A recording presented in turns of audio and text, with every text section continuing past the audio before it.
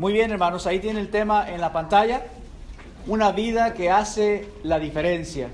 Esta mañana hablábamos de dos personajes que hicieron la diferencia en el tiempo de Noé y también en el tiempo de Lot. Ellos, en medio de aquella sociedad que llevaba una vida contraria a la voluntad de Dios, marcaron una pauta, pudieron sobresalir en medio de aquella maldad y Dios los bendijo, hermanos. Hoy vamos a ver una historia muy interesante basada en el libro de los Hechos, capítulo 2.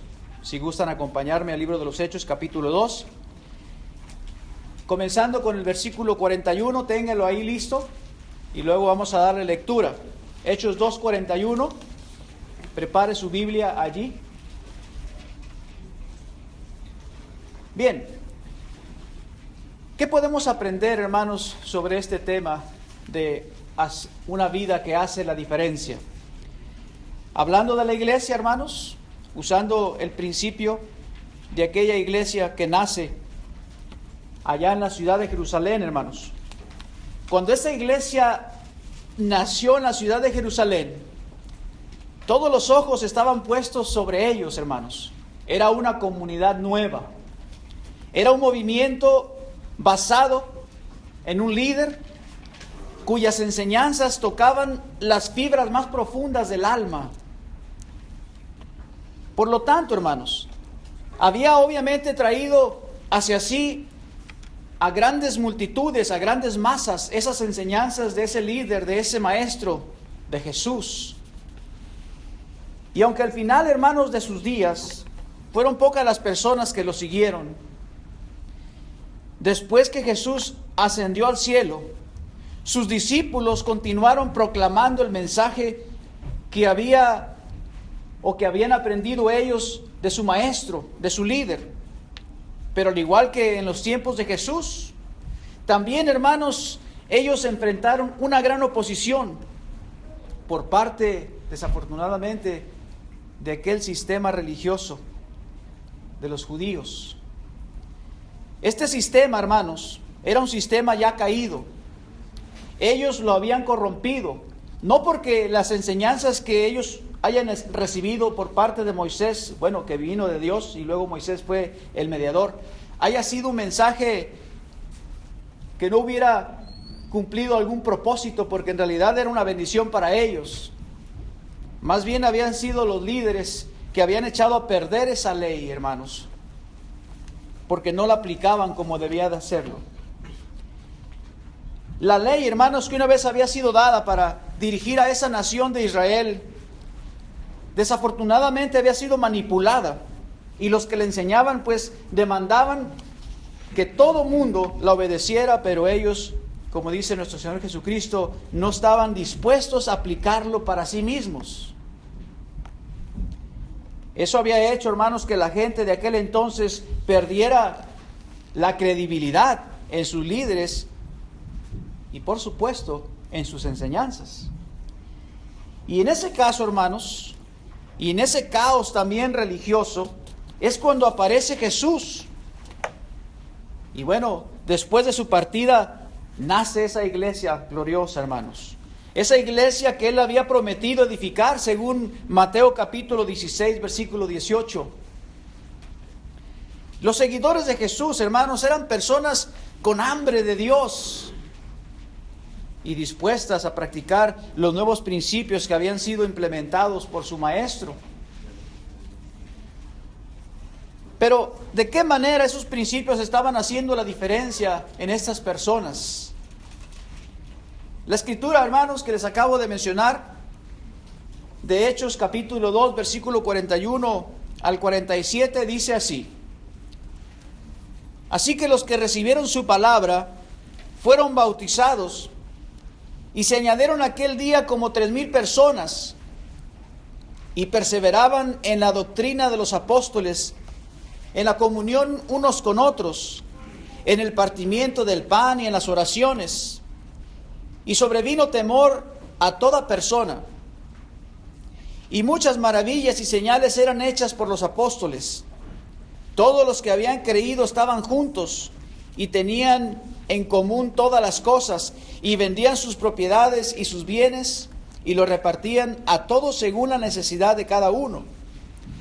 Y perseverando unánimes cada día en el templo y partiendo el pan en las casas, comían juntos con alegría y sencillez de corazón, alabando a Dios y teniendo favor con todo el pueblo. Y el Señor añadía cada día a la iglesia los que habían de ser salvos. Hermanos, en esto que acabamos de leer encontramos varias cosas que no podemos pasar por desapercibido, ya que esto es lo que quiso Dios para la nueva comunidad que había nacido, y obviamente eso era lo que hacía la diferencia, o lo que hizo la diferencia entre la religión judía, hermanos, y el cristianismo. Ese cristianismo, hermanos, que estaba fresco, que estaba desarrollándose con gran rapidez. En el versículo 41 vemos su misión. No solamente su misión, sino también vemos obediencia a la palabra presentada. Y eso pues dio como resultado a un aproximado de 3,000 personas, de acuerdo a la descripción que nos da el versículo 41. Esto tuvo que haber mandado un serio mensaje duro, hermanos, a aquellos judíos, a aquellos líderes de Israel. Y lo interesante de todo es que, por lo que nos dice el contexto del capítulo 2, en los primeros versículos obviamente, es que los convertidos, hermanos, eran judíos que habían venido desde otros lugares muy lejanos. Habían venido a celebrar la fiesta del Pentecostés. Y podemos ver entonces que lo que el judaísmo local no había logrado, hermanos, el mensaje poderoso de Jesús sí había cumplido su propósito. Y una de las características que nos señala aquí el versículo 42 es que había consistencia en la perseverancia, en la enseñanza que recibían de los apóstoles. Esto quiere decir, hermanos, que había un gran deseo de crecer a nivel personal. Pero también significa, hermanos, que el mensaje de los apóstoles era legítimo. Y que era no solamente legítimo, sino modelado por ellos mismos. Ellos eran el ejemplo, lo aplicaban para sí mismos en su vida.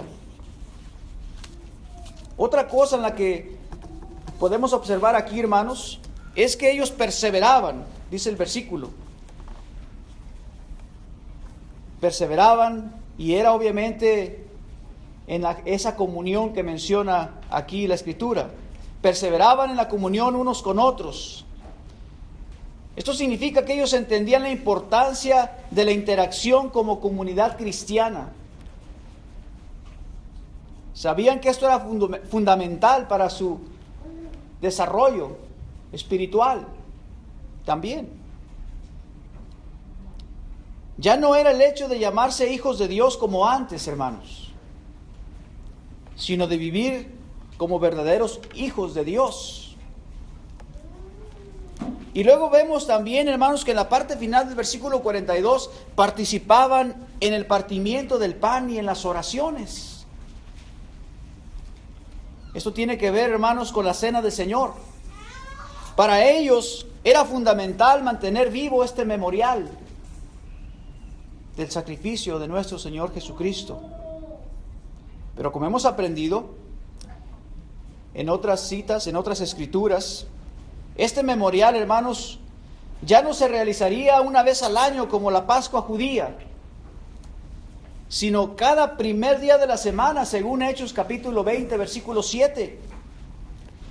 Ciertamente, pues hay un gran paralelismo entre la Pascua judía y la Cena del Señor, ya que en ambas hubo el sacrificio de un cordero, de acuerdo a lo que nos dicen las Escrituras.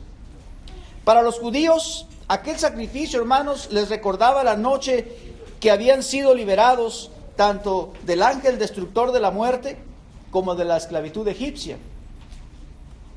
Para los cristianos, la cena del Señor era el recordatorio de la muerte de Jesús, que se había realizado para liberarnos de la esclavitud del pecado y de la muerte espiritual. Entonces, hermanos, esta cena, por el significado que encerraba, superaba a la cena pascual de los judíos. Y bueno, con respecto a las oraciones, era parte en lo que ellos perseveraban también, hermanos. Entendían que esto era fundamental para su nueva vida en Cristo. Ahora bien, el versículo 43 nos dice que sobrevino temor a toda persona. Esto obviamente se refiere a los que habían sido convertidos. Pero, ¿a qué tipo de temor se está refiriendo el escritor? La palabra griega para temor es phobos. Y sus significados son los siguientes. Puede ser miedo, puede ser terror, reverencia o respeto. Aquí la palabra que aplica según el contexto es temor reverente o respetuoso. Porque de lo contrario, la pregunta es, ¿por qué debían de tener miedo o terror si lo único que estaban haciendo era lo correcto? Entonces se refiere a un temor reverente. Por otro lado, hermanos, los apóstoles continuaban siendo usados por Dios, dice ahí el versículo 43. Dice que hacían muchas maravillas y señales. Y esto significa, hermanos, que los apóstoles estaban haciendo cosas extraordinarias, fuera de lo común, fuera de lo normal. Y puede referirse a milagros o a otras manifestaciones del Espíritu Santo. Pero el asunto aquí es que estaban haciendo la diferencia, hermanos. Y esto causaba una reacción en los creyentes. Quedaban maravillados y era evidente que sus acciones, hablando de los apóstoles, mandaban una señal sobre de parte de quién ellos estaban obrando, hermanos, con quién estaban colaborando. Ahora bien, ¿qué más aprendemos de lo que aquí nos presenta la Escritura sobre la vida de los primeros cristianos? El verso 44 nos habla de que tenían en común todas las cosas, pero ¿a qué específicamente se está refiriendo con común todas las cosas? Eso es que compartían unos con otros lo que tenían. Y obviamente, hermanos, era completamente diferente a lo que estaban sucediendo con el judaísmo en el tiempo de los apóstoles, donde había gran necesidad entre muchos y solo unos cuantos se beneficiaban, porque eran los que acaparaban la abundancia. En cambio, en el cristianismo había algo diferente. Y Lucas, escritor del libro de los Hechos, hermanos, está describiendo todo esto como un dato sobresaliente sobre la conducta de los cristianos del primer siglo. El versículo 45 nos habla de esa disposición y gran generosidad de muchos de ellos. Dice que vendían sus propiedades y sus bienes y lo repartían a todos según la necesidad de cada uno. Esto es algo muy similar a lo que encontramos ahí en Hechos capítulo 4, versículo 32 al 37. Hermanos, entonces cuando uno ve todo esto, no debe de asustarnos. No debe de tirar uno ahí el agarrón a la bolsa y decir, ah, caray, esto sí, quién sabe, con respecto a que si estamos dispuestos a mostrar esa misma actitud para con los hermanos necesitados. Aquí dice que estos eran generosos, que incluso vendían sus propiedades. Así que no debe usted asustarse cuando ve ese tipo de escrituras pensando de que debe vender sus propiedades. Lo que sí debo decir, hermanos, es que todo lo que ellos hacían, lo hacían voluntariamente, y ese es el punto aquí, pues. Lo hacían voluntariamente para atender esas situaciones que se estaban presentando entre algunos hermanos. esas necesidades. El principio para nosotros es que si nosotros tenemos esa oportunidad, hermanos, de asistir una necesidad, pues lo hagamos. Eso es todo. Ahora, si usted quiere vender su propiedad para ayudar a algún hermano, pues también es decisión suya. Y punto. Pero el asunto que resalta aquí, hermanos, de aquellos hermanos es que estaban haciendo la diferencia en una sociedad donde parecía que todo se había quedado en un paréntesis. Las enseñanzas de Jesús por medio de los apóstoles realmente, hermanos, estaban impactando vidas. Estaban tocando los corazones. Había verdaderos cambios, y esto que vemos aquí eran algunos de ellos, la generosidad. El corazón de Cristo estaba en ellos, hermanos. Veían con los ojos de Cristo, sentían con el corazón de Jesús.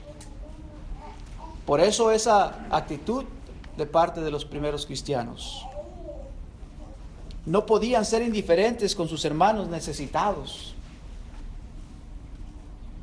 Y eso fomentaba más y más la comunión entre ellos, según nos dice el versículo 46.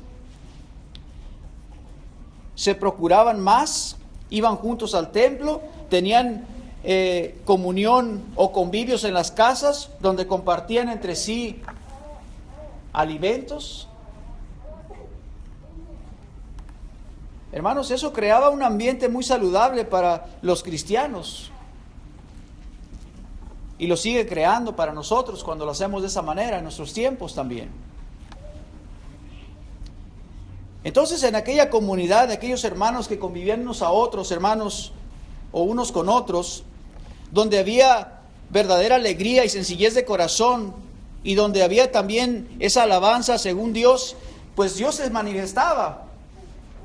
Dios bendecía a esta comunidad, según nos dice el versículo 47. En esas reuniones hogareñas, hermanos, era donde realmente se mostraba lo que era la vida cristiana.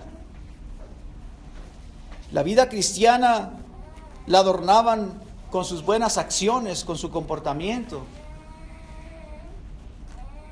Todo aquello que esos nuevos creyentes estaban realizando, hermanos, obviamente había captado la atención de los no cristianos. La gente veía cómo ellos se conducían entre sí, y eso llamaba la atención a aquella sociedad, hermanos.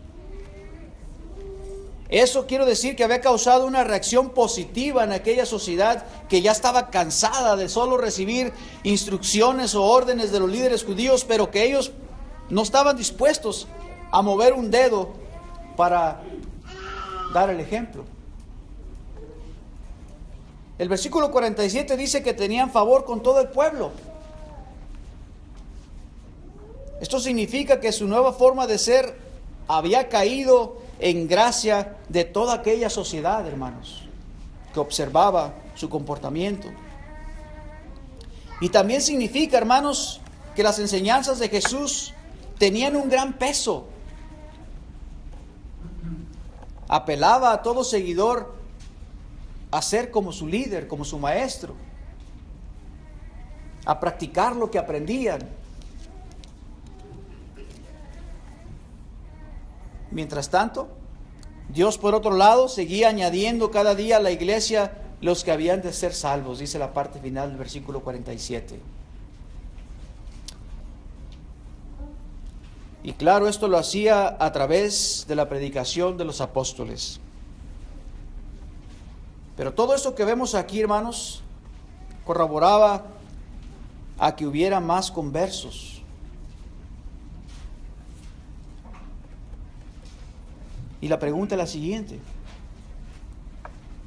¿quién no quería ser parte de ese nuevo movimiento donde se promovía la comunión, donde se promovía el amor y había promesas de vida eterna? ¿Quién no quería ser parte de eso?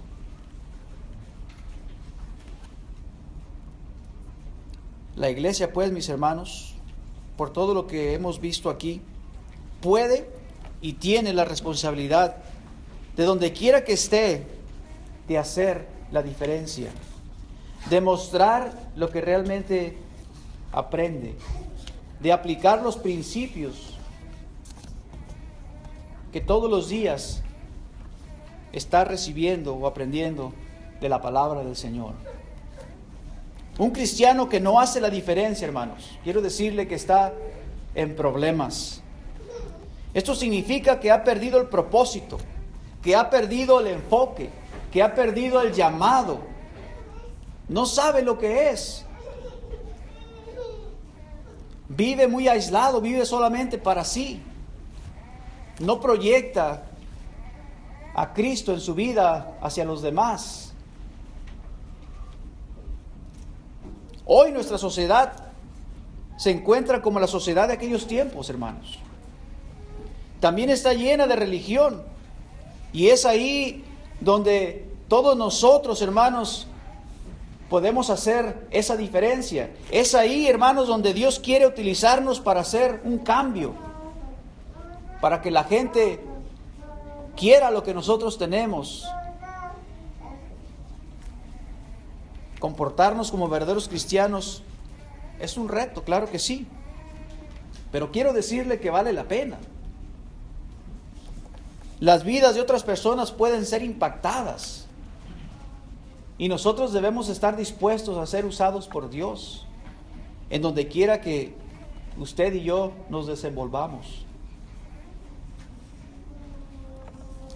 Si abrimos nuestra boca para comunicar el mensaje del Evangelio, entonces también tenemos que adornarlo con nuestra vida para que no tenga mayor, o mejor dicho, para que tenga mayor impacto.